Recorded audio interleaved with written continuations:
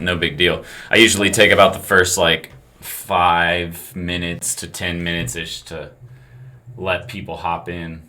Yeah, and check it out. Cool. No pressure kind of environment. All right, what's going on, guys? We are live with Jake Marfoglia.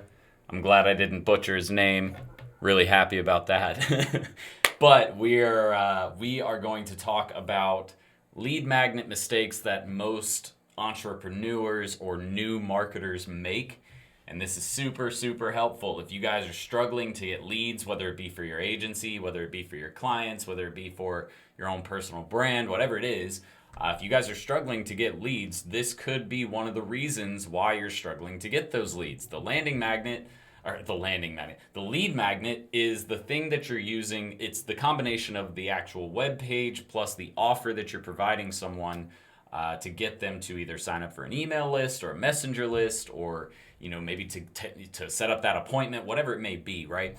And so Jake is an expert at not only Facebook marketing and Instagram marketing, but he also is just a conversion rate optimization specialist. And so he knows how to look at an entire sales funnel and essentially look at where the problems might be coming from, or what is preventing rather your page from converting more leads or more signups. So it's going to be interesting to talk about that. Jake and I are actually partnered together, and we'll be launching some ad campaigns together very soon. He's got a whole slew of knowledge that he can teach you guys. So I'm excited to bring him on tonight. And I guess I'm just going to shut up now and let Jake introduce himself so that way you guys can get to know him. But what's up, Jake? Hey, what's up, man? Jordan, thank you for having me on. I'm really excited to discuss this topic with you guys. This is something that I'm very passionate about. It's something that I've seen a small pivot in your lead magnet strategy for entrepreneurs. I've seen it completely change their business and how they attract and retain clients. So without further ado, let's dive in. I'm just going to share my screen here. And guys, just so you know, if you have any questions, and Jake, if you want, you can open up. I'm sure you're like me. You have a couple of screens in front of you. Yes. If you want, the best way for you to go about it is to open up the YouTube video itself, so that way you can see the comments rolling in, or I can just sit here and read them off to you as they come in. But kind of up to you. That's great, man. Let me go ahead and do that. So, and really quick, guys, before Jake gets started, while he's getting that up, you guys do me a favor, and if you want to know, or if you want to get some of Jake's super special secrets before the end of this video, I need you to hit that thumbs up button. He's going to share tons of cool information for you guys. So hit the thumbs up button to let other people know that we are going live right now. If you have any questions, please leave them in the chat box, and Jake and I will get to them after we go through this little presentation / training that we're going to do on top 10 lead magnet mistakes that most entrepreneurs have. And not only that, we're going to teach you how to fix them. So, Jake, you can feel free to take it over, man, and you guys just pay attention. I'm sure you're going to learn a lot. Go ahead, man. Cool. Awesome, guys. Yeah, so let's get started. There's some, looks like a few comments rolling in. What's up, Jarrell, Ultimate Shotgun Saiyan. I like that. Super Saiyan. Let's dive in and do this. So, the top mistakes that most entrepreneurs make and how to fix them. I'm not going to leave you hanging without the actual roadmap of how to fix them. So I'm going to walk through the 10 mistakes, and then we're going to do a little bit of a deep dive into kind of the psychology and the strategy behind a lead magnet, and like why a lead magnet, what the purpose of one is, right? So number one, not making a lead magnet standalone. So I see a lot of entrepreneurs, and they sometimes, when you're starting out, it can be very difficult to know exactly what to include in your lead magnet. And sometimes people are so passionate about their product that they try to cram everything into it. They try to cram everything into a lead magnet and make it confusing, or just take it and kind of add in too much. There's too much noise, right? And you don't really want that. You want it to be standalone and to give a simple, easy win to your audience. It should be immediately actionable. And the reason for this is that you want to create like a really quick dopamine hit inside their brain, inside kind of the lower, I think the limbic structure, the lower part of their brain that's associated with like getting a quick hit or a quick win. So if you have something where there's all these extra add-ons, or they have to, pay to do something, there's all this friction, it's going to be hard to create this feeling of knowing you, liking you, and trusting you, because you're asking them to jump through all these hoops. So you want it to be immediately actionable and not require much thought. Number two, too complicated. So like I said, you don't want to make them jump through hoops. You don't want to ask for too much before they hit your landing page or before they even like on the opt-in. You don't want all these extra fields that they don't need. You really want to make it simple and with one goal in mind, right? Create a list, build your list. And this is something that I know in my early entrepreneurship journey, and I don't think that this is like for everyone, but I know for me, I was hesitant to do list building because I saw traffic and paid traffic as like the shortcut, right? And it was through listening to other mentors and other entrepreneurs that my view on that has changed. And one thing, you know, Russell Brunson talks about this, that like the list is the only traffic source that you fully own. It's the only source that you actually have full control over.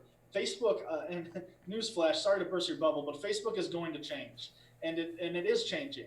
Instagram is going to change. There's no set in stone rules, you know, that these platforms owe us as marketers. So building a list and having like a really simple opt-in that you can grow your list with is just like, it really is the most fundamental part of a marketing strategy, in my opinion. I can completely attest to that, guys, because that was actually, me and Jake kind of went with a different approach. He's more of a traffic and paid traffic kind of guy. We first started with organic traffic content, building a list so that way we could remarket. And I got to say, it's probably one of my favorite things because if you haven't heard, we already launched our Done With You agency program where we build an agency with you. But that's our fourth or fifth product. This started with the Digital Marketing School, our original online marketing training to teach people how to start an agency. But the cool thing was, since we had been running that program for about 3 years, as soon as we launched the Done With You agency program, we just sent out a blast to the list. And I believe in the first 24 hours, we signed up 3 contracts totaling, in about $12,000 to $13,000. And that was just because they already knew who we were. We already had them on the list. All we had to do was send a simple email, which cost me nothing other than the money that I pay each month to, maintain that list. So, which is very, very minimal considering other types of marketing like ad spend or even creating content. That crap's expensive if you're really doing it right. So, yeah, it's 100% valuable to have that list for sure. Totally. And the other thing with it, and this is kind of getting into some more advanced strategy and tactics, but when you're running paid traffic, and I'm a paid traffic guy, I love it. It's at the core of my agency, what we do. But when you're running paid traffic, you're really only hitting people who are at the stage of the funnel that you're targeting, right? And of course, there's nurturing campaigns and all that. But with a list, you have people that are on your list that then you can hit. Like when you signed up those 3 clients, Jordan, right? They might have been following you for a while. And if you didn't have them on that list, you might have never seen them again. Right. They might have disappeared. But when you have a list, you're actually able to nurture it and get people, to buy in and to like you and trust you. Yep. And you can also segment your content. That's another huge piece, is being able to segment based on intent, right? We talk about, or at least I talk about a ton on my channel about user intent. If I'm trying to sell a person digital marketing services from my agency and we get them on a list, there's several different reasons why a business might need marketing. Maybe they're hurting for income. Maybe they just know they need marketing and they're trying to grow their business because they're doing so well where they're at. They just want to triple their income. Maybe they just want to spend more time with their friends and family, and by adding in more marketing, generating more revenue, that will allow them to do that. And so what you can do in your content is actually segment people out based on those specific intents that they might have when they take actions like clicking on a link or opening a specific email, right? Doing and performing those specific actions tell you what that user might have an interest in, allowing you to then further segment and deliver a message that's more customized to that person. Right, exactly. That's exactly right. And it looks like we have a question. Do you want me to answer these now, Jordan? Whenever you want, man. Yeah, you can pause through the process and answer them as we go, or at the end, it's up to you. So, a question, is a lead form the same thing as an instant form? Well, I think you might be referring to an instant experience on Facebook. I'm not sure, instant form. But if you're asking about an instant experience, that's basically like a mini landing page inside Facebook that's like native on the Facebook platform. You don't have to send them to a separate landing page. It's all contained. It's like a little mini landing page almost inside of Facebook. So a lead magnet's a little bit different. A lead magnet, really quickly to kind of give you an overall definition, it's going to be a specific deliverable piece of content or a tool that you provide people typically for no cost or very low cost. Really, the whole goal of a lead magnet is just to get someone to opt in and to come into your ecosystem and say, like, here, I'm not trying to pitch you anything. I'm trying to give you this tool, this ebook, this resource as a piece of content. And we're going to get to some different formats later in the presentation. Definitely in the construction, I'm in the construction niche, and a big pain point is the use of technology and scheduling. I was thinking of creating a cheat sheet for Zapier. What do you think? I think that's huge. The issue, though, is it could be.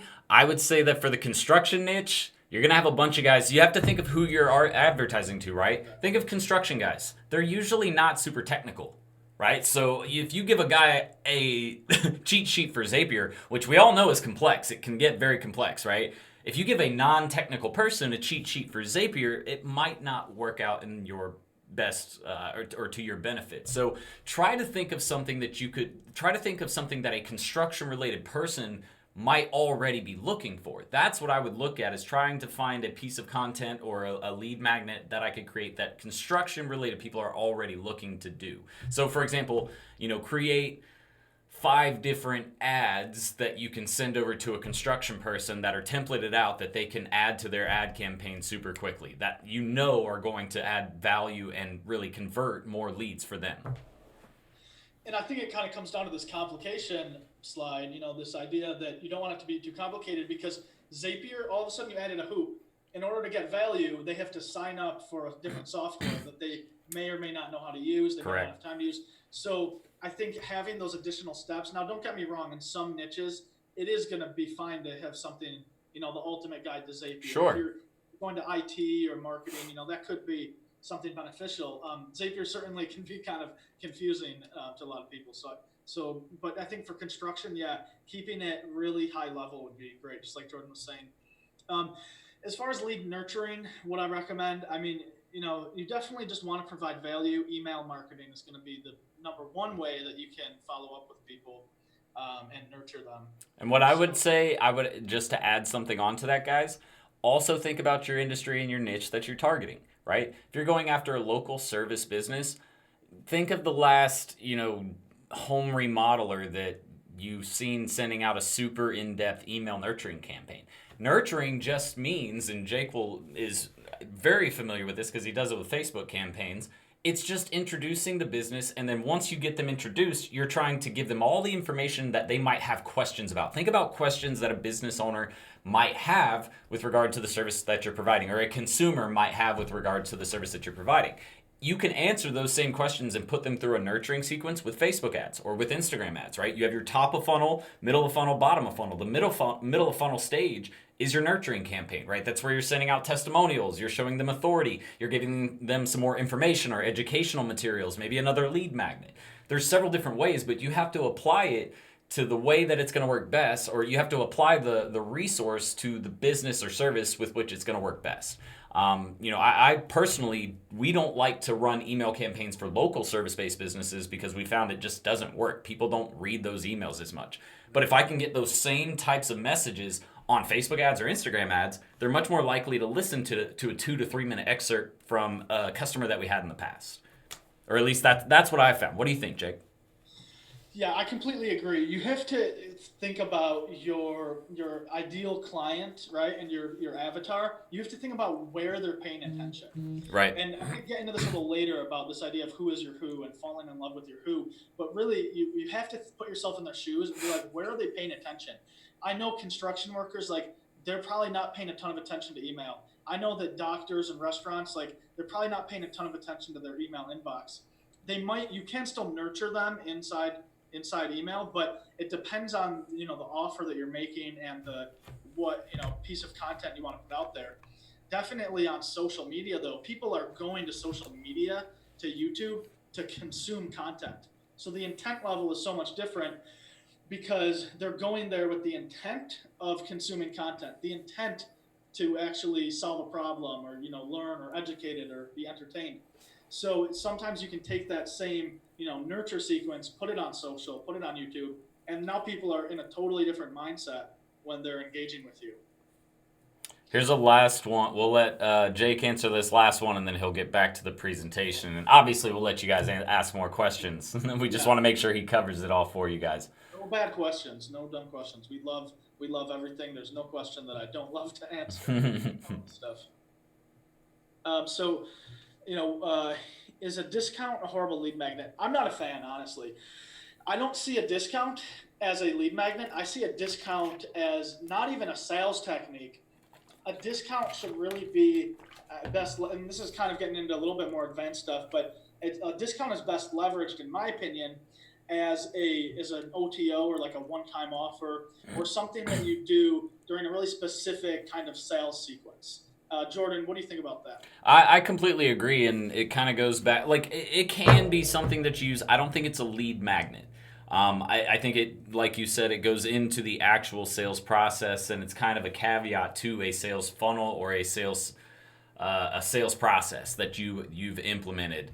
One-time offer sales or discounts are always great. That just adds on the pressure. And usually what I've seen in the past, especially with our industry, is those one-time offers, they're not even done at the end of the sales funnel. They're done at the very top of funnel. Like, you're in a webinar and you're getting this one-time offer at the end of a webinar for a discount, but after that, you'll never see it again, So I think if structured properly or if added strategically into your campaign, and it's not the first thing you do, that's actually what I tell when we go speak at Digital Summit.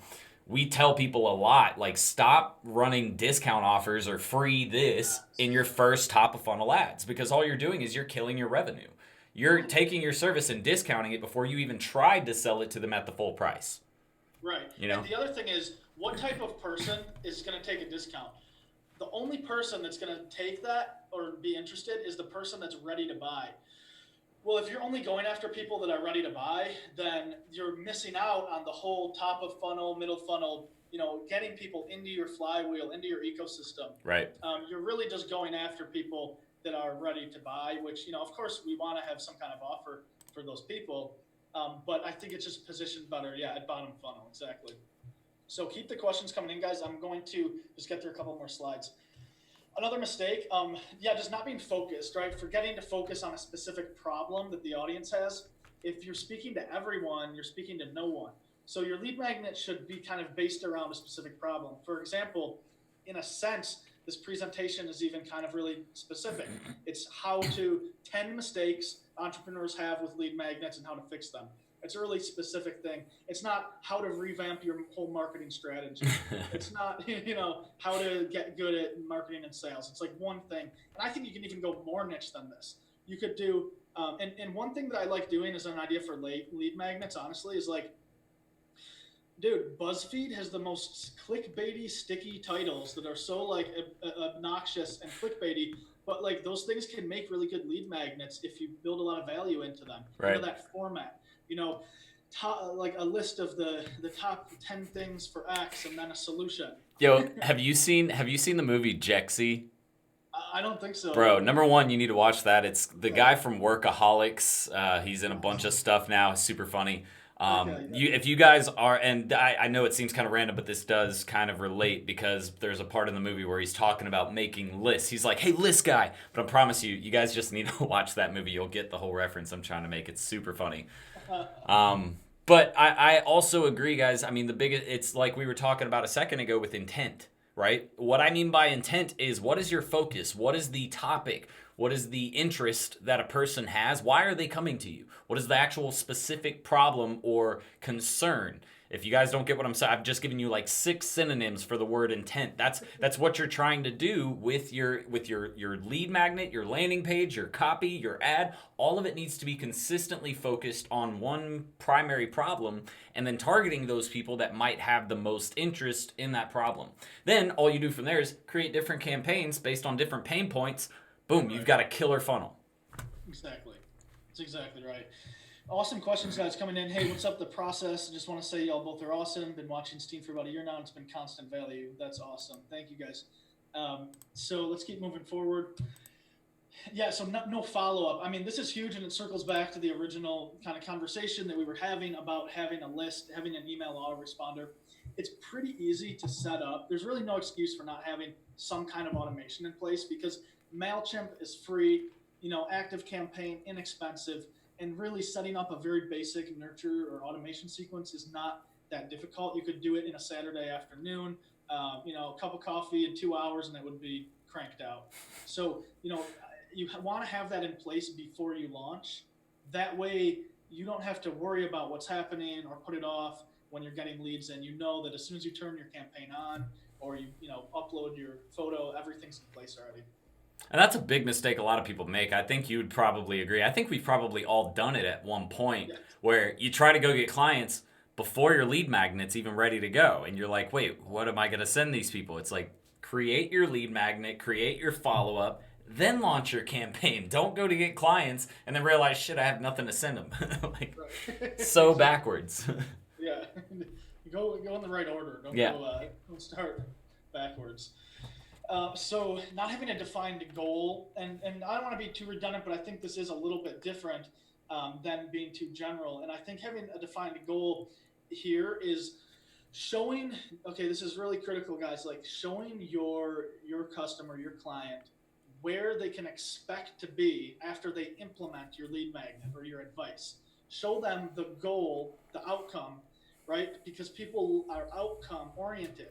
They want to know what to expect. Right. Expectations are huge. So if you say, when you download and implement this lead magnet, you will, increase your leads by X, or you'll get this specific result. You'll achieve a tidier home in, 5 days.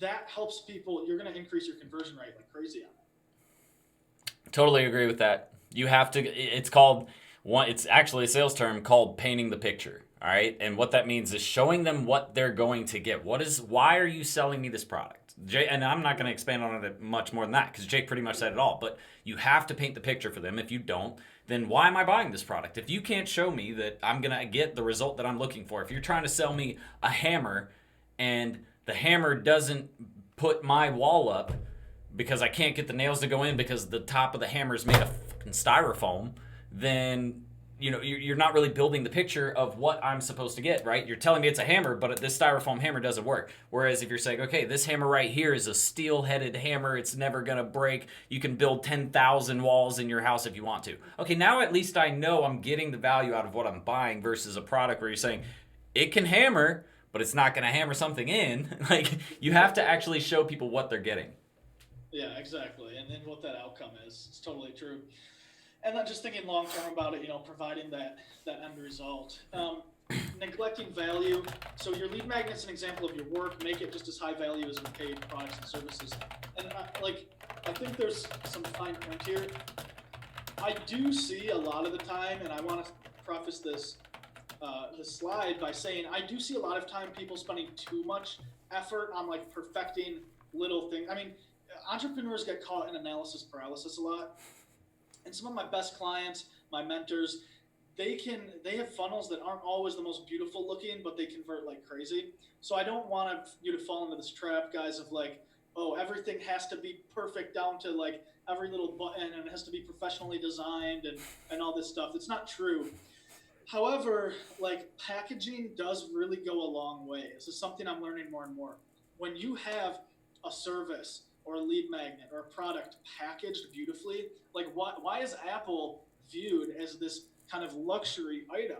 It's because when you get it, it's packaged in this sexy box that you slide open and everything is so minimal and clean and nice.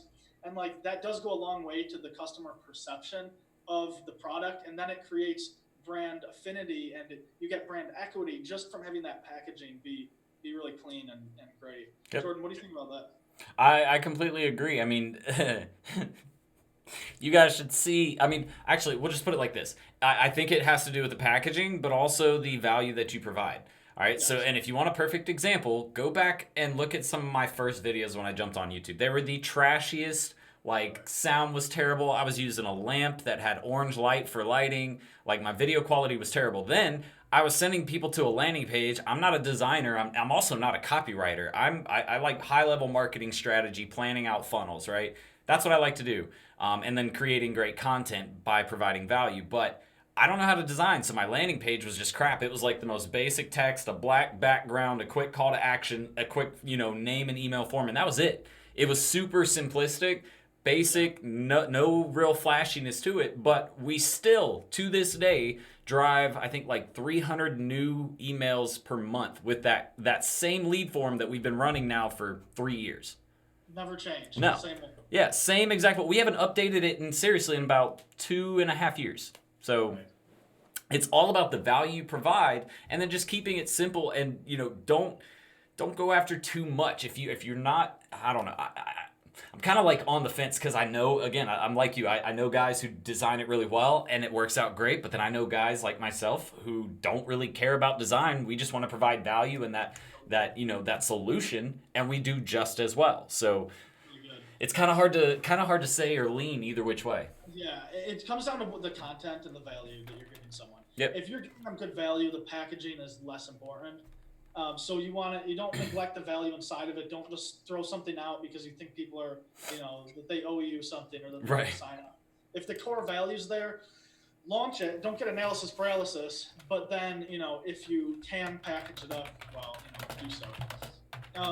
Being too general is another really big one I see. So like even inside of your core offer, you can still have separate lead magnets that solve a specific pain point, even if you have one offer on the back end. Like it's always hard to think of like examples on the fly, but let's say you're like, you have a course about creativity or something.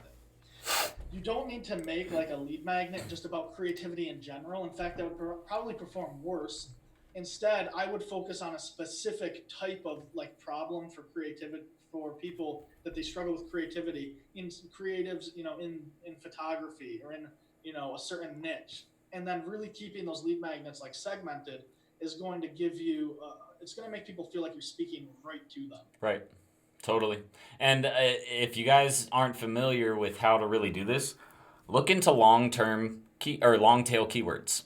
All right. That's really what you're essentially doing. You're looking at, okay, well, we know our top level is, what was the example you just gave? Just blanked. Like a course about creativity. Creativity. Your top level is creativity, right? So what we need to do from here is break it down into subsections of creativity. Then we can take those subsections and break those subsections down into further subsections where we get, like Jake said, very, very specific, but we're talking directly to an audience that's all they want to know. They want to know that one thing. And that one thing is going to drive more leads than trying to compete. And that's really the area where it becomes difficult is if you try to go high level and you're brand new, there's already people out there creating content and lead magnets that are way better than yours will be for that top level audience, and they're driving traffic to it. They're already ranking for search engine optimization, so they're pretty much going to steal everyone for that lead magnet. And you're going in brand new with no traffic, no domain rank whatsoever or authority, and you're not going to get the leads that you want because they're going to outrank you every time unless you spend on ads, and even then they might already have the solution from your competitor. So trying to get a narrow focus is really going to help in the beginning if you've never done something like this before. I feel like entrepreneurs, when they're starting out, they don't really think about what leverage they have. They don't think about how their advantages over a big business. And like that is one advantage that you have as a new entrepreneur is that you can go crazy niche and narrow on a topic and get big results. Yep. From it. For you. And your experience. Go ahead. I'm sorry. I was just going to say that just the big players, like they're not doing those super niche specific lead magnets or offers. So that's an advantage that you have. Yep. And I can, again, attest to that. The reason why my channel did so well in the beginning was because of the fact that I knew what you guys were going through because I had previously did it in 2014, like 2 years before you guys had actually started doing this whole thing because of Tai Lopez. So I had insight that Tai Lopez couldn't provide people. I could go in, and one of my top videos was my digital marketing audit video because of the fact that I could sit there and talk about it more in depth than anybody in his course could do. And that one piece alone was able to help boost my channel in the beginning. Then we started creating other content about other aspects of, being a sales rep or being a digital marketing owner or being a digital marketing strategist that nobody else was teaching because they were so high level. They had only been they had been away from being down here for so long that it's hard for them to relate and be able to teach those things. But Jake hit the nail on the head, guys. You have an advantage by being new because of the fact that you have different experiences that you can talk about that the big guys won't even think about because they haven't done it in so long. So long, exactly. They're not even thinking at that level. They're operating in a completely different creative space, which is okay, but it's like, yeah, you have to play to your strengths, right. I think. And a lot of like new marketers, new entrepreneurs, they don't think about what advantages they have. Another one really quick, this is like a side note, but it's something that I wish I had known. Like the fact that you can pivot so quickly, not that like you should just be pivoting all over the place, but like the fact that you can launch like 3 lead magnets in a specific niche and like pivot between them quickly is a huge strength. You can put out content and like throw out like 10 different topics and see what gets the best traction. Right. That's a huge strength. You don't have red tape. You don't have bureaucrats and like you don't have copywriters and all this stuff that you have to like pay and get through the funnel. You can literally just like go launch something. Yep. Or even more concerning, your budget for the project. You're just like, all right, I just got to work on some shit, so I'm going to go work on that now. Now it's like, now me and Jake are both like, all right, what's the budget for that going to be? I don't want to spend too much anymore. Yeah, exactly. Definitely not. Last one, I don't even know what number. I think we're on like 7 or 8. Not enough effort. So I see a lot of people not marketing their lead magnet as aggressively as their paid product. Everyone wants the sales. Like, of course, we're in business. We want to make sales. But I see so many people like so focused on, and like, don't get me wrong, you should be like hyper focused on sales and marketing, on SAM as a new entrepreneur. Sales and marketing is the core of what you do. But like I see people so focused on just like that bottom funnel, like trying to go after that and not focusing on like marketing the lead magnet, to the same degree. If the odds are 1 in 22 as I type this to win it, why the heck not? That's awesome. What's up, Rome? What's up, Christopher? So yeah, even if you don't have a huge budget, you can work miracles with just organic marketing, putting it in your profile, optimize your banners, optimize your LinkedIn profile, like put that lead magnet on there so that people can, if they want to download it, they can. And you'd be surprised who from your sphere of influence would actually want to download it. You'd be surprised. You put it out to your network, and some people, they might not even want it, but their cousin or brother will, so they share it. Yep. I had friends from high school downloading my stuff that I was like, why the hell are you looking at my... Yeah, like, well, you don't want to be a marketer, and then come to find out, like, they're already looking at digital marketing. Like, they would already been looking at it way before I had even started my channel. It just happened to be that they found my channel, and like and it's so weird, dude, now, like, because I didn't do it for this by any means, but now I have people, like, I'll be out in a random place and they're like, oh, I do digital marketing, I think I've seen your stuff on YouTube before. I'm like, that's really weird. But I mean, that's the thing, you have to, it's all about building up. You really have to focus on both things. You have to focus on the product, right? Because the product is that's what makes your money. But at the same time, if you don't focus on your value front or your front end offer, or the reason that people begin to like you or love you or listen to you or consider you an authority, then you don't really have that front end piece, like Jake said, that's driving in your traffic, not your free traffic, but your top of funnel traffic that's going to eventually convert. And what happens is, if you don't focus on top of funnel, you end up bottlenecking yourself because you're limited to who's actually going to buy now. You don't have those people out there who haven't seen your brand before, haven't seen your lead magnet. And they never would find your product unless you started advertising to them. So don't limit yourself by doing that. Make sure that you pay or that you market your lead magnet just as aggressively as you would your paid product, because it's going to help you sell more of that paid product later. For sure. And like, I used to kind of think that you had to drive people down the funnel, like it was this, but I'm actually kind of more of the opinion now, especially for like coaches and consultants, that it's like you just put up really good top of funnel, middle funnel, and bottom funnel content, and the right people are just going to be attracted to whatever level. Like, it kind of just sorts itself out. Right. People coming in that don't know you yet, they're going to find you top of funnel. And I'm kind of like more of the opinion now in 2020 that's like if as long as you have those offers at each stage, it's going to work out for you in the long run. Right. And think about, and that's another good point to talk about, guys, is he said top of funnel, middle of funnel, and bottom of funnel content. you guys have to understand that when you're building out content, or not content, but when you're building out your ad campaigns, you need to consider what type of content people might be looking for at each phase, right? So top of funnel, we're going to give them intro level content and then just a little bit about the business. Once they go through that, then we're going to remarket to them with testimonials, authority, social proof, right? Then, and not to mention, what stage or what types of content would a person who's already got past the intro level stuff want to see at this middle level outside of, testimonial related stuff? Like, what actual educational or informational content can I send them that's right here around this middle of funnel? Then you have to think about, okay, well, these people have already been through this top and middle of funnel.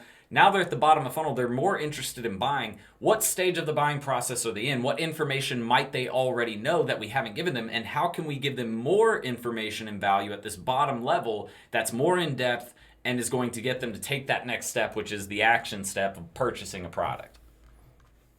Really, like, dating and marriage is like the best analogy. Yep. If you try to ask a girl to marry you on the first date, you are going to be in for maybe in the 1600s or something, but you're in for a world of pain there.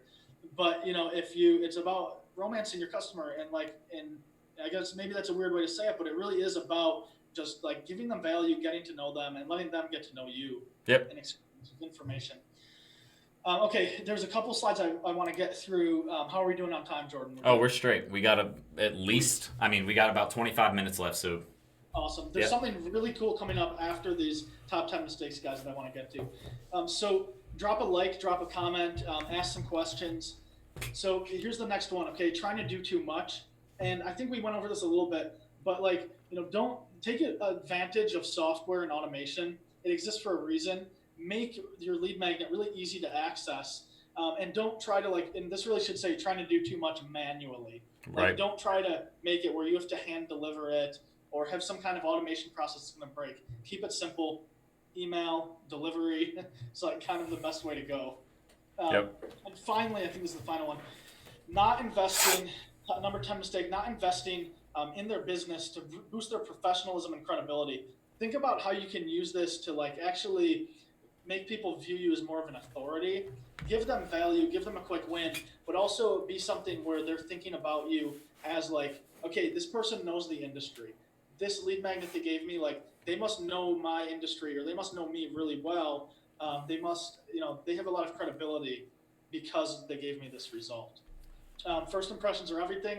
So give them a lot of value, provide them value, serve them, and it's going to work out in the long run. Oh, another thing. If you don't have case studies yet, okay, this is something that just occurred to me as I was writing the slide, but so I wanted to pop this in here.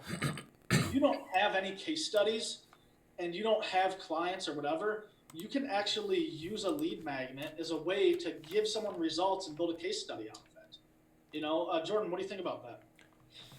So actually, I feel like you should elaborate a little more, because I think I know what you're saying, but I think I might be thinking something else. Yeah, let me elaborate a little. So if you don't have any clients yet or anything, a case study, if you give someone a tool or a piece of content that's going to create a transformative result in their life, then you can follow up with those people and then ask them to, provide some sort of social proof or testimonial that's going to, be added to your bank is a marketing asset for you, basically. I've got a really good one for you guys who run agencies too. If you're finding businesses that don't have two really quick things that you can send them that will help them. The first one, not so much, because they probably suck at running Facebook ads and they would need you to do that anyways. But this other one, they can definitely do themselves. And it will instantly provide better results for them as far as more traffic to their site. But a great example would be teaching them or setting up a video where you teach someone how to set up their Google My Business page. So good. Getting that done will instantly improve their local and organic SEO, meaning they'll get more traffic, get more results. And what you can do is you can even teach them two things: how to set up Google My Business, but then also how to set up Google Analytics if they don't have that set up. And what you can do is look at the difference in traffic between the period where they didn't have it set up and when they did. Luckily, most businesses have Google Analytics set up now. They actually know it's a thing, so that's good. If they don't have Google Analytics set up before you start this whole thing, then you're not going to be able to prove anything. But find a guy who has Google Analytics set up, give them your guide to setting up Google My Business and optimizing their local listing, and then come back in like 2 to 3 months and say, hey, how did that do for you? You'll probably get the result that you're looking for. Exactly. Yeah, and then you have something to show, and you just created a transformation in someone's life. Yep. So that's kind of the problem that I see. And now I just want to go over a little bit about kind of the psychology behind a lead magnet or an ideal avatar in the first place. So we went over, the goal is to get someone to like you, to know you first, then to like you, and then to finally trust you. And you want to go in that order. That's really the stages of the funnel. You want to have some kind of value add for every stage of their journey. You want to have, whether it's an offer or a lead magnet at the top of the funnel and the middle of the funnel, you want to have basically some kind of offer for someone who is at any of those stages. And finally, this low friction offer, like it's going to weed out tire kickers. So if you're trying to get clients and you just put a calendar out there and you say book a call, you're going to get a lot of people that are not qualified. They might not be a good fit, right? So this is having a good solid lead magnet nurture strategy in place is going to weed those people out that aren't serious or they're not a good fit for your business. And it's going to only have people hit your calendar. Your time's valuable. It's only going to have people hit your calendar that are like serious about moving forward with your core offer. So the thing that I want to get to now is who is your who. So this concept is like, it's taking this whole concept of your avatar and taking it to the next level, taking it from 1D to 3D. And I remember like years back, I was launching like a supplement brand, and we printed out what we thought was our avatar, right? And it was all like really one-dimensional because I didn't have a great understanding yet of what truly the purpose of a client avatar is. And my stuff was all like Jane, 36, like reads these magazines and like, this is like, she might go to follow yoga pages or whatever. And like that is an avatar and that'll get you somewhere. That's better than having no idea. But it's not going to help you write sales copy that's persuasive, and it's not going to help you create lead magnets that are like killer, that just crush it. It's not going to give you those super cheap $2, $5 opt-ins where people are just lining up to like get your product or your lead magnet. What really is going to move the needle is this idea of like getting crystal clear on who you guys are speaking to, who your ideal client is, your who.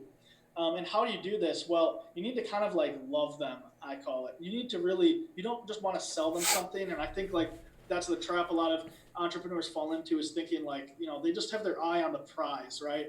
They're like, and I think this hustle porn is like kind of detrimental in a way sometimes.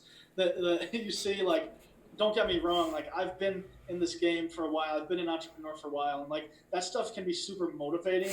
I love Gary Vee and like some of these really like hardcore hustle mode motivational speakers, but I think there's an element where the people that I see having the most breakthrough in business are like the category kings, right? Are not people that are sitting there 24/7 thinking about how to get a Tesla or a Lambo or whatever.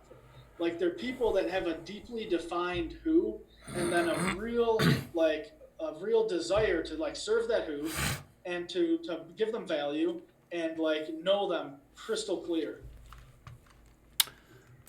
So I guess maybe that might be something good to elaborate on, because I think what you said earlier was a thing that a lot of people get caught up in when they create their avatar is, they think, okay, well, what do the people like? They probably like that type of magazine, or they go follow yoga pages. But how do you get more specific? What is it? What's your approach to getting more specific with your who? That's awesome, man. So what we do is we help our clients, and this probably looks a little different depending on the agency or the method you're teaching, but we help our clients to walk through what we call psychographic information. So demographic is like zip code, income, all that stuff that's like data, and that stuff's helpful, don't get me wrong. But we kind of go a little bit deeper, and we start to talk about, instead of like this one-dimensional view, like your customers are people. If you were in their shoes, like you have to think about what makes them tick, to, I think, create a really effective paid traffic campaign, really persuasive sales copy, really effective landing pages. So what we take our clients through are a series of questions that I call psychographic.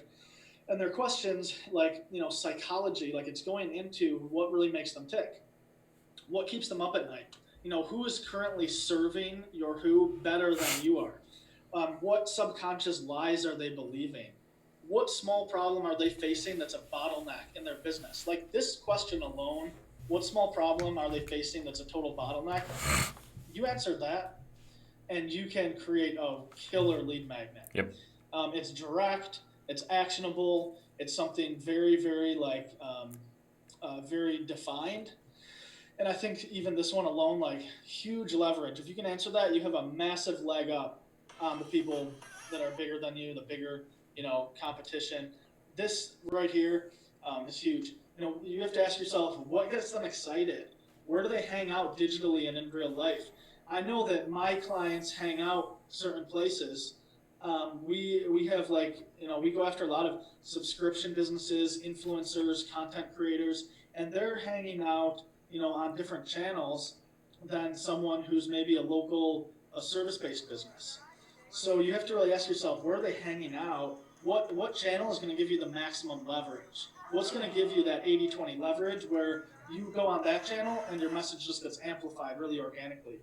I'm working with some fitness trainers, and Instagram is it's crazy because the same ads on Facebook and the same posts on Facebook and then the same posts on Instagram, it's ridiculous how just that channel separation makes a huge difference in the campaign. I tried to like it a second time, but dagnabbit, it won't let me. Sign in under a different account and do it. Drop some likes and comments, guys, if this is good and you're getting some value. So I'll just breeze through the other ones, but basically, where are they hanging out? What deep-seated beliefs that they have about themselves and others? This is a huge one. If you can effectively dispel a myth or a lie that your who is believing, that's like some industry lie, that is a huge game changer, impactful thing that you can do for them.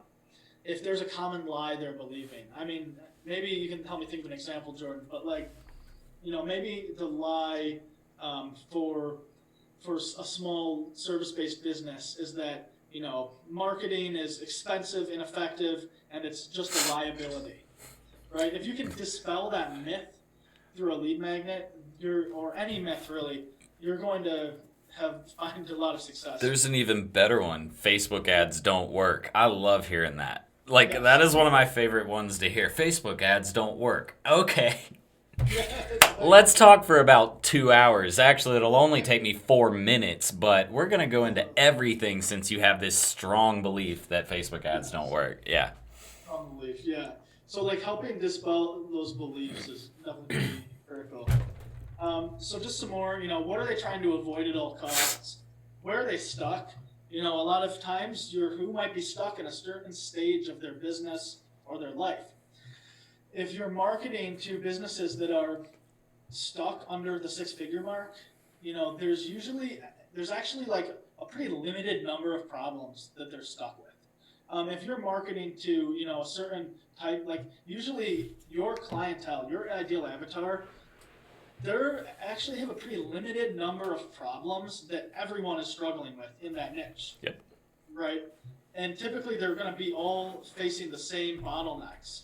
So if you can really identify what are they, where are they stuck? Ask yourself, where's my who stuck? And maybe if you guys have some businesses that you're trying to target, or some, even if it's B2C, drop that in the comments, and maybe we can use those as a few examples for some of this. Yeah, you guys, what businesses are you trying to target with lead magnets? Or what types of lead magnets have you created for your clients? If you guys have clients, what types of lead magnets have you previously worked on? Let's see if me and Jake can help you optimize those. Yeah, for sure. While you guys are typing, last two, what old methods are they still using that are maybe and this goes back to the myth thing. You go to an old school doctor or chiropractor, they're probably still relying on business cards, a Rolodex. I talked to some people in the one of our clients is huge in the kind of rodeo space, which is I didn't know much about that until we started working together, but it's actually a really cool space and I've learned a lot. But one funny thing is that everyone in the space literally only uses like billboards and like print media. That's an old method that an industry is still using.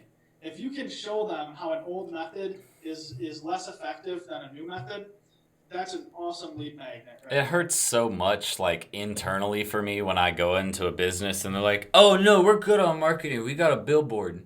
Yeah, we got a billboard, yeah. Like, this client was telling me that one of her friends basically paid $25,000 for this, like, banner on the side of a road. It wasn't even a billboard. It was, like, a banner on the fence of, like, the backstage of some event. It was, like, so worthless. You knew that this $25K could have, reached 250,000 people. Well, it's just like, I mean, let's go off of two things here. Number one, Billie Jean's already done a study where he bought 3 billboards in LA. I think he said he spent $30,000 total, so $10,000 per billboard, and didn't make a single dollar back from his billboard ads that he could track. The second thing I want to point out to you guys is, when do you see billboards in the car? Who the fuck has time to pass a billboard, get the number, get it all down, and drive at the same time? Like, dude, you're gonna crash. Like, that's what cracks me up about radio ads when they're like, just take our number, 554-734-348910. Like, it's like, bro, what? I'm driving. I can't take, like, that is the dumbest ad I've ever heard in my life. It's like, you are expecting me to stop driving if you want me to get this number down so that way I can buy your product. It's the dumbest thing I've ever heard of in my life. But people are satisfied with their traditional marketing, their radio ads, their billboards. I'm like, you really don't know if your billboard's doing anything for you. You don't. And then, like, when you hear an ad on the radio, what's the first thing you're thinking? Oh, like, how can I get past this to listen to the song that I want to listen to? That's why we don't even listen to radio anymore. Yeah, that's why we don't listen to radio. Yeah, I haven't listened to the radio in years because I have Spotify. I don't have to listen to ads. Exactly. Yeah, exactly. It's truly the craziest thing, man. Yep. Drop some comments here, guys. The last one, what personal victories do I share with my who? This is a huge one. If you have a personal victory that you have in common, and you can go back to people that were in your position a year ago, even just a few months ago, and you can share that victory with them, that makes an awesome lead magnet. I mean, even a good idea could be like a case study of like how I went from, X to Y. And if you can show them that the steps you took, and your copy is going to be off the hook. It's going to be fired.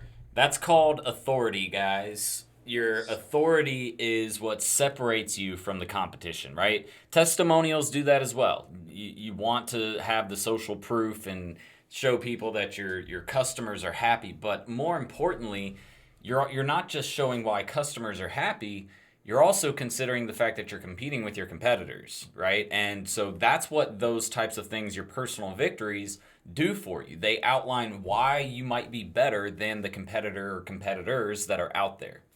Exactly. Why you might be better. And people are going to be more attracted to someone who can relate to them on a personal level and share a personal victory than your competitor that might not. Right. If your competitor probably 9 times out of 10, and that's one benefit you have as a small business is and most of your competition probably doesn't have very good ads, marketing, or anything at your level. So having that victory is a huge leverage point that you have. So I think let's see, any questions? Have you guys done any testing with landing pages and Facebook lead forms? Yes, I've done extensive testing with that. I think you're asking... I think they want to know which one works better. This is an awesome question. Okay, so in my experience, a landing page works really, really well when you need to educate the prospect on the offer or the lead magnet, whatever it is. If it's something that takes a little education, more towards the bottom of the funnel, a landing page is going to win out all day. If you just want to quickly build a list, lead forms and also applications, appointments, something where it's a quick, we're doing this right now to do it later on in the week. Yeah, totally agree. Totally. It's definitely lower friction. Yep. The only downside is that if you don't have the right qualifying questions in there or the right audience, you can sometimes get a lot of tire kickers on Facebook, because even when you have what you think is like a tightly controlled audience, there's still usually a lot of people in it that are, especially like at the top of the funnel when you're going out broad, there's people who are just like legitimately crazy and will just like eat up your budget filling those out. That being said, we do run quite a bit of native lead forms, and I love them. I think if you have a limited budget, it's an awesome way to get some data back. And the one other thing I'll say about this too, I'm interested in your thoughts on this, Jordan, but like the thing that I like about lead forms, I'd say we probably are more skewed right now. We do a lot more landing pages and full funnel build outs. But the thing that I like about lead forms is that when you send traffic to a landing page, you just added this huge element of friction. Yep. Because now if you don't have good CRO, conversion rate optimization, you don't have good calls to action, you don't have good copy on the lander, a good server that loads your web page fast. Right. Like, so many different things can throw that thing off. Whereas, and I think the point Jake's about to make, sorry for cutting you off, I think the point Jake's about to make is the fact that when you use a lead form, it's all native. You keep it on Facebook. Yeah. The thing about the server too is funny, Jordan, because like I didn't know this for a while, but I've seen a lot of people running tests, and over the past year I've been looking into this, and like apparently it plays a massive role, server speed, in like conversion rate. Mm-hmm. And also even internally, guys, like this is something you probably won't hear many places. Facebook actually determines the CPMs and the quality of, like, they determine how effective your ads are and the quality of traffic they give you based on the experience people have on your landing page. Your site performance, your experience, all of that. Yeah, and if that's screwed up, which is hard to control, like even ClickFunnels, from what I hear, can be kind of like, you know, it's less predictable. So like, if that's not on point, you could have the dopest sales copy in the world, and like you could end up getting kind of screwed because of that. Yep. And you guys can think of it similar to SEO, or not SEO, I'm sorry, PPC campaigns on Google. Google rewards people who get higher conversions by giving them a cheaper cost per lead. And the reason why that is because Google's primary function is to make their customers happy. Well, who are Google's customers? People searching for information. So if you send me information that's not relevant, and I have to do that for an hour to find information that I need, or I could go to Bing and I do the same search, but I get it in the first 3 seconds, what happens? I'm going to stop using Google. I'm going to go use Bing because I just saved an hour, right? Think of it the same way as Facebook ads. If you have an ad that's running and you drive someone, they click and they go to your actual Facebook ad, but then it takes forever for the page to load or it never loads, that means they're going to go back to Facebook and potentially then leave Facebook to go find another product that might be similar to the one they were looking at, right? So Google, or not Google, but Facebook is trying to do the same thing that Google is. They're trying to keep their customers happy. So if we're going to allow you to show an ad on our platform, you better make sure that your site and everything's working properly, because if it does malfunction, we're going to charge you more to do the same thing. So exactly. They want to keep that experience up high. Customer experience. But that being said, I don't want to like turn people off from landing pages. We run tons of landers, and I mean, there's no equivalent for being able to educate someone with a VSL or a short video or just good long form copy on a landing page. Super awesome. Plus, it really helps you like hone your marketing chops in to build landing pages, because you just get to experience like so much about positioning and like tweaking messaging and A/B testing and stuff. So I'm huge on that. But definitely, I think for like lead magnets in particular, I think it can go either way. As far as what that looks like, I think you can be effective with both methods as long as you have a great offer and a great lead magnet. Yep. So let's see. Sorry guys, I have a little bit of allergies if I'm sniffling here. Yeah, me too. Every year. So after that, like the last thing that we'll go over here, what if you don't have a ton of customers to like find out that information about? What if you don't have that? How can you create an effective, rock solid lead magnet? And really, it's going to be, so first of all, if you do have customers, look at what they're buying, look at what they have in common. You can even survey some to collect some data. But what if you don't? Well, you can actually kind of do what I call the ninja spy method, and basically go out among. You like the ninja spy, by the way? That's like ultra secretive. Yeah. Like you can go out and hang out among your tribe. Go to Reddit. Like go to Reddit, man. Reddit is a niche community for everything. Go hang out where your audience is hanging out, and just like sort by like top threads. Look at controversy. Sort by like controversial threads. Look at what people are discussing and debating, and you know that that's a hot topic that people, if they're talking about it on, this social platform, they're probably talking about it and thinking about it on other platforms. So do that. Go on to into forums, go into Facebook groups, and just observe, make notes, and talk to people. And if you do that, you're gonna have a lead magnet that isn't just guessing. I guess what I'm trying to say through this whole presentation, the biggest takeaway is like, don't just guess. Don't just guess about what is going to give people value. Really hone in on like what's going to serve them well and what's going to provide them value where they're going to be like magnetically attracted. And then when you figure out what the value is, don't half-ass it. Because what ends up happening is people understand, okay, well, this would provide value. But then they're like, oh, well, I can just copy and paste some shit and it's going to make people come to... No, they won't, because, again, you just copy-pasted, meaning it already exists. It's probably getting traffic. You're not going to get shit, right? If you're going to really put your time and effort into something, make sure it's truly valuable, because if not, you are going to lose every bit of effort and time that you just put into that project. Yeah. Go all in, do everything 100%, and just keep adding value. So I hope this was super helpful to you guys. Let me see if there's any more questions or comments. Drop some likes, guys. Drop some comments in here, some questions. I'd love to wrap up with any. Yeah, guys, we are about to wrap up. So do you have any last-minute questions for Jake? Also, Jake, I saw you had a slide up there on how they could reach out to you. Yes. If you guys want to talk to Jake, just visit www.lionspawmarketing.com. That is his agency. I believe he's also willing to let you guys work with him if you guys have clients that are in his little bucket where he can provide his service offering to you guys. And Jake knows a ton about Facebook. Didn't you actually, I believe it was you who told me you used to work for Facebook? Yeah. So I was part of the Facebook marketing expert team. It was an amazing experience, but ultimately it didn't last too long there. Jordan, I'm sure you can relate to this. Being in a cubicle or a box just not for me. Nah, man. I totally understand that. It was a great experience. Nothing but good stuff to say. Yeah, sure. You probably got to learn a ton. Yeah, dude. All right.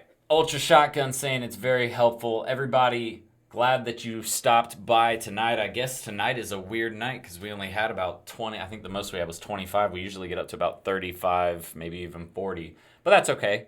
Because if you guys are watching the replay, then make sure that you get Jake's number, or not Jake's number, but Jake's email, or let me get this right, Jake's domain, so that way you can reach out to him and ask him any questions. Guys, Jake is an amazing person to learn from as far as conversion rate, optimization, and Facebook ads and campaigns go along.